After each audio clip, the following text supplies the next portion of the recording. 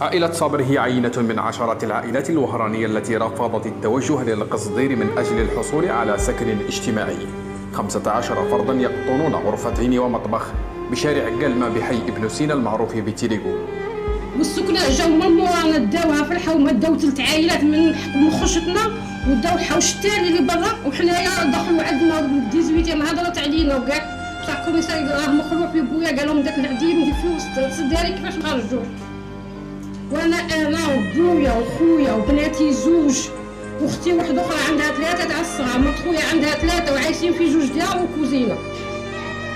هذه هي حياتنا حنا خويا حياتنا راهي ضايعه، والسلطات الكبيره ما نكذبش عليك ما راهيش دير احتياطات للانسان الضعيف، فهمتني؟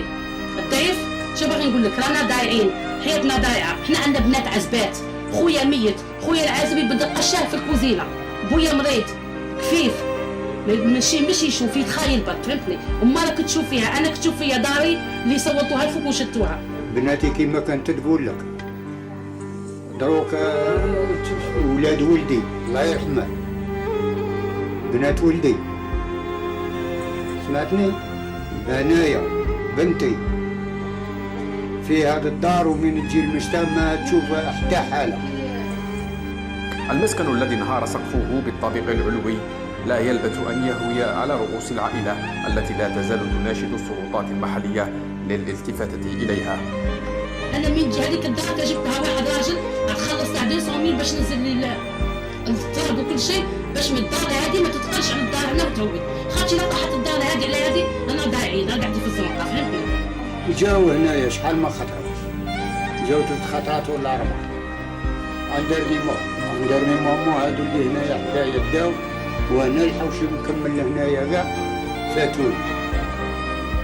حي تيريغو عاش أياما ساخنة خلال عمليات الترحيل التي طالت الحي، فأدخلت الشكوك في طريقة إعداد قوائم المستفيدين. السكن الفوضوي احنا نعرفوه باللي هو يشوه ولاية وهران المنظر تاعها الحقيقي إلى آخره.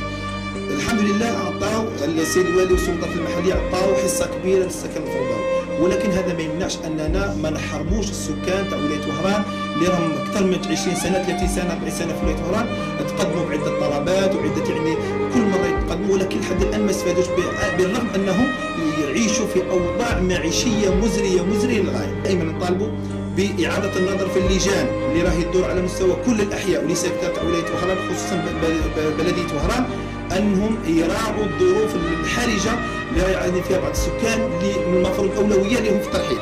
تركيز السلطات المحلية للولاية في القضاء على السكنات الفوضوية أهمل أحقية السكان الأصليين للولاية في الحصول على سكن اجتماعي.